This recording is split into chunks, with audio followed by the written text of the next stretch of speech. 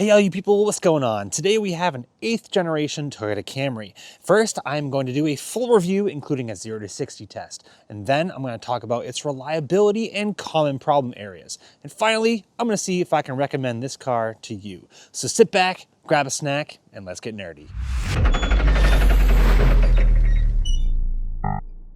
So as far as the exterior design of the Camry goes, there really isn't too much to say. It's a Camry, so the styling is naturally going to be a little bit like a Disney movie. Predictable and designed to appeal to as many people as possible. After all, the Camry is one of the best-selling vehicles in the world, and Toyota didn't want to stray too far from their winning formula. So for the interior, it's kind of the same thing. Very predictable, but very functional.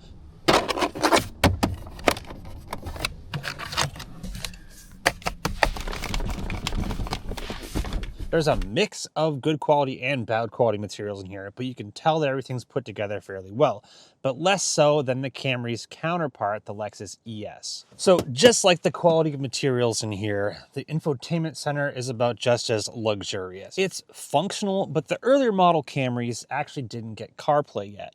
The graphics are kind of outdated, and overall there's not a ton of customizable settings in here. But I do really like the JBL sound system that comes with this trim level. Seats are pretty dang good. They're holding up with time too. We have 110,000 miles on this car, and it's really easy to get yourself into a comfortable driving position. The steering wheel's nice and comfortable, but I kind of wish they'd open up the bottom of this so you could hold it while you're driving. There's also a pretty good amount of storage in here with cup holders in the door and in the center console. Now, this being a family vehicle and actually a really popular car for Uber drivers as well, the back seat's kind of important too. It's safe to say that this is a pretty nice place to be. The seats are pretty comfortable and a decent amount of room for a car this size. Material quality is about the same back here as it is in the front. But one thing I really like about it back here is that there's a good amount of headroom for taller people. I'm 6 feet tall. I don't feel cramped. This is partly due to Toyota not doing that sloped back that a lot of cars are doing nowadays, but it's also kind of because it has these bump outs on the roof up here to make room for people's heads. What about the middle seat though? Head is hitting the roof. Literally, I can't sit here. Oh my God. Okay, so the Camry's comfortable to sit in, but this brings us to the most important part of our video. Will it sleep a not so handy car guy? The standard unit of measurement. All right, let's see. Does it recline all the way? Ooh. That means I don't have to test out the trunk. But we probably should take a little look at the trunk anyway. Oh my God, there's a lot of junk in here. I just want to show you that there is a lot of room back here. I mean, it is a pretty big car. I also wanted to show you the flexibility of the cargo area, if you guys can see this. There's some pull tabs here that actually fold down the rear seats, so you can fit like long or girthy items in here easily. And then, shaboom and shaboom.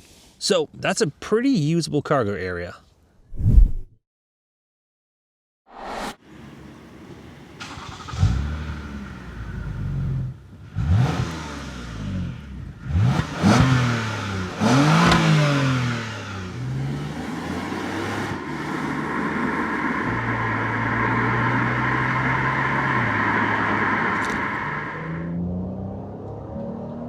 So Camrys in the past have been known for their quiet, comfortable ride while sacrificing a little bit of driving dynamics.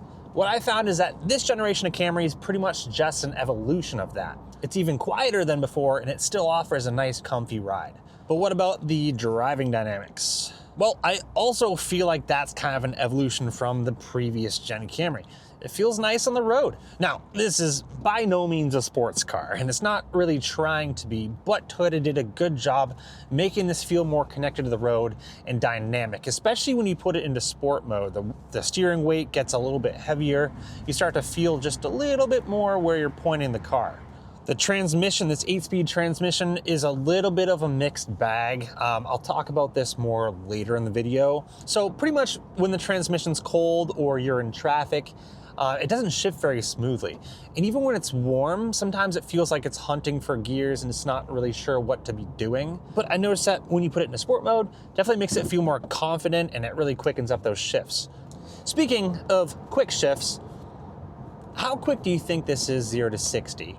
So this car actually has the 3.5 liter V6, but most Camrys come with a 2.5 liter 4-cylinder engine. Now it says that those engines with a little over 200 horsepower can do the 0 to 60 in the high 7-second range. Not bad. But how much quicker is the V6 with almost 100 more horsepower? Let's get this on a private road and test it out. All right, sport mode, traction control is off. Let's do it.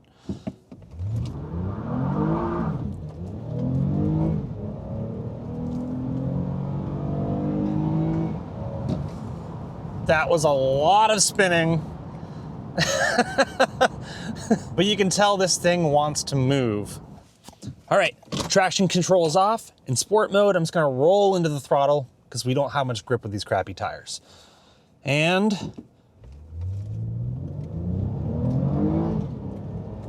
better.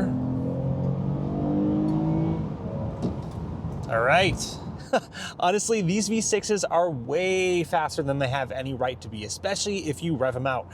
And I actually think they sound a lot smoother and more refined than, say, Honda's J35 V6. Alrighty, so let's get to the real juicy stuff. How reliable is the 8th generation Toyota Camry? Well, the name Toyota Camry is synonymous with reliability. It has been for decades now. But that really started in the 90s when Toyota was skyrocketing in popularity. And back then, it seemed like Toyota had something to prove. But nowadays, it kind of seems like Toyota is coasting more and more on that reputation they built for reliability. I'm not saying new Toyotas are bad, they're still one of my favorite manufacturers. But gone are those days of Toyota's flawless quality control. I mean, they're just too big of a company now. Disclaimer, none of this is to prevent you from buying a Toyota Camry, but rather if you're looking for one used to help steer you in the right direction, or if you already have one of these, to help you notice some of the issues that might pop up. To start, I just want to mention that all Camrys nowadays take really lightweight oil. They're designed to do that. The 4-cylinder takes 0W16 oil, which is really light, and the V6 takes 0W20. So if you own one of these, you need to run it with the proper weight oil, or else there could be oil starvation issues, oil flow issues, and could lead to premature wear on the engine. Most of these Camrys that you're going to find on the road actually came with the 2.5 liter 4-cylinder engine, or the A25A FKS. Pretty catchy name. And these are generally really solid engines, much better than the old 2.5 design or the 2.4 liter before that. And most of the issues that pop up with these, you guessed it, could be avoided with regular maintenance. A small amount of these 2.5 liters produced for the 2018 model did have some issues with their pistons actually being too large, so they'd score up the cylinder walls. It wasn't super common, but that did happen. These 2.5 liters also have an electric water pump versus the V6, which is a serpentine belt driven water pump. Now again, it's not super common, but these water pumps can fail. On the flip side though, if this does happen, you're probably going to get some sort of check engine light that tells you your water pump is failing. Versus on the V6, if the water pump goes, you're not going to get a check engine light because it's serpentine belt driven. As these 4-cylinders get up there in mileage, you might start to see them burn a little bit of oil. And that's why it's so important to stay on top of your oil changes. But this doesn't necessarily mean that your piston rings are worn out in the engine. There's a couple other things that could cause oil consumption in these. For instance, if your PCV valve is failing, that's going to cause more oil to burn. It's also going to cause your engine to idle weird, and you might notice some of the gaskets around the engine starting to seep oil from that pressure building up inside the crankcase. One other pretty common thing that people experience with the 2.5 liters is timing chain tension or rattle when they start up. That's bad because if there isn't enough tension on your timing chain, it could cause your engine to actually jump timing and cause internal engine damage. But again, most of, if not all of these timing chain issues are going to be caused by poor maintenance. So stay on top of your oil changes. So the number one thing to look out for with these engines is just making sure they had proper maintenance, because that will prevent most of the issues, if not all the issues, that occur with the 2.5. All right, so we talked about the issues with the 4-cylinder engine, but what about the Camry Hybrid? Now, the Hybrid is going to be powered by the same 4-cylinder engine, but it's also going to have the added complexity of a battery pack and an electric motor. Toyota, at this point, is synonymous with the word hybrid as well because of the Prius, the success of the Prius, and they're actually known to build really robust hybrid systems. So yeah, the Hybrid essentially built off the same 4-cylinder platform, but it's mated to an eCVT transmission instead of the 8-speed transmission. These eCVT transmissions, don't get them confused with regular CVTs. These are actually known to be a very robust and reliable style of CVT transmission. They're geared, and the way they work is actually really cool. So I'll leave a link in the description below that shows how they work.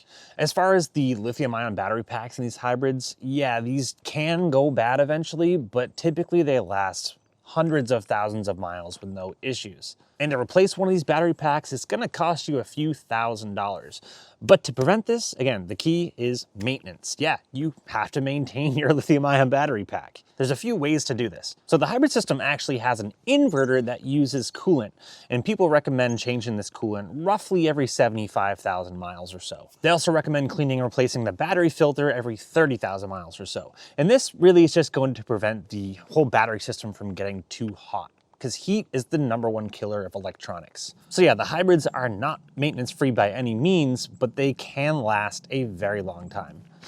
And now, onto the infamous Toyota 3.5 liter V6. This is the 2GR FKS engine. And this is actually the last Toyota Camry generation offered with a V6. In my opinion, this is the most robust engine option you can get in the Toyota Camry, the one that's going to last the longest. And that's partly because it's based on old tried and true architecture. For the most part, this is the same engine that came out in 2004 when it was offered as a transverse option compared to the 1GR FE found in Toyota's 4x4s.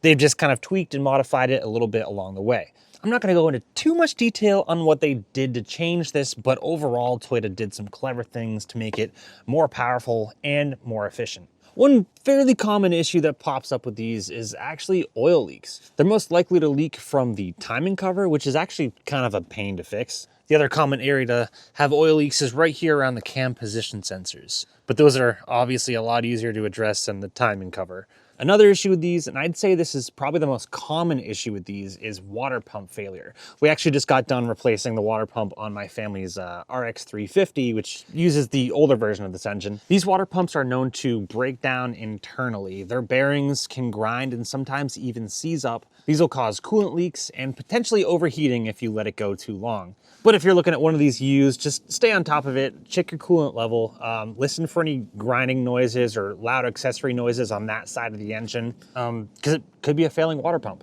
But overall, the downside of this engine is that the maintenance is not as easy to do as like the 4-cylinder. Just to change your spark plugs and ignition coils, you have to take off, hang on, you have to take off the entire intake manifold just to get at the rear coils here. Huh, maybe you don't. Okay, I just discovered something. Yeah, it looks a little easier to work on than the older generations, but still, to do any work back here on the bank closest to the firewall, you'd probably need to take off the intake manifold. Then you'd need to get new gasket sets, and it's just kind of a headache compared to the 4-cylinder. The 4-cylinder is also a little smaller, giving you more room to kind of work around the engine bay. One thing I want to mention though is that both of these engines have Toyota's D4S injection system, and pretty much what that is going to do is give you the benefits of direct injection and port injection. So it's still going to wash those intake valves with fuel and prevent most of the carbon buildup that you'd find on just direct injection engines. It's a really cool system, and you're seeing other manufacturers start to do some similar things. While we're on the topic of fuel, I did want to mention that Toyota had a massive recall for their fuel pumps, the in-tank descending units. And this car was part of that recall, but I just wanted to mention that in case any of you have one of these Camrys and didn't get the recall done. Go get that done, because it can be pretty dangerous to be driving around with one of these faulty fuel pumps. Now, as far as the drivetrain and driveline goes, it's pretty solid. Toyota driveline components are pretty robust. You have 2 transmission options with this generation Toyota Camry. You have the eCVT that I was talking about earlier, and you have an 8-speed regular torque converter automatic. While both of them were pretty reliable, the 8-speed had more problems, especially with the 2018 model like we have behind me, with a good amount of people reporting gear whine coming from their transmissions, like the planetary gear set in there, wearing out and whining as you drive, and a few cases of total transmission failure. And from what I can tell, this 8-speed transmission is probably the biggest downfall of this platform, at least up until the 2020 model year, which a lot of those issues were somehow resolved. I don't really know why. There was also a TSB, or technical service bulletin, that addressed some of the software issues with this transmission. When we got this car, I asked the dealer to do the TSB reflash on the transmission, but I don't think they did because ever since we got it, it still doesn't shift very smooth, especially at low speeds in traffic. Sometimes it actually feels like a CVT transmission trying to emulate gears. Kind of weird. One thing I definitely want to note though is that Toyotas for a while now have been saying that their transmission fluid is lifetime fluid.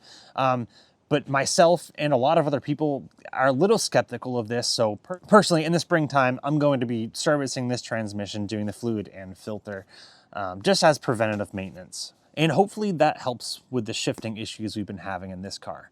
Okay, real quick, I want to talk about Toyota's safety sense. This is by far one of my biggest complaints with this car. The lane departure barely works. The radar guided cruise control, it seems super unsure of itself, and it makes the transmission feel really jerky on the highway. And so far I haven't figured out a way to actually turn that off either. I just want regular cruise control. The automatic braking is way too sensitive, and sometimes it just goes off without any warning, no cars in front of you at all. People online said they've almost gotten hit because the car slams on the brakes for you. It's pretty annoying and just outright dangerous. But allegedly in 2020, Toyota updated their safety sense system, which addressed a lot of these issues actually. So that is a very good thing. One other thing I'm not super keen on is the reliability and consistency of the infotainment in the Camry.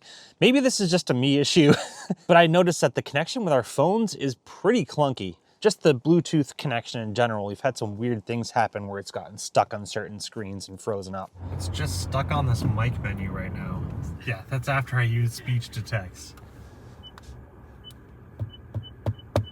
Another issue we've had kind of with the electronics in here is actually this wireless charger.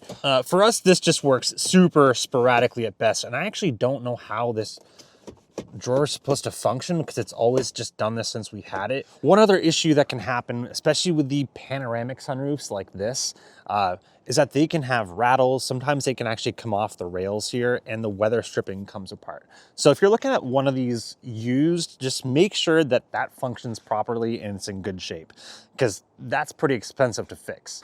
Alrighty, so that just about does it for the 8th generation Camry. What's my verdict? Can I recommend this car to you?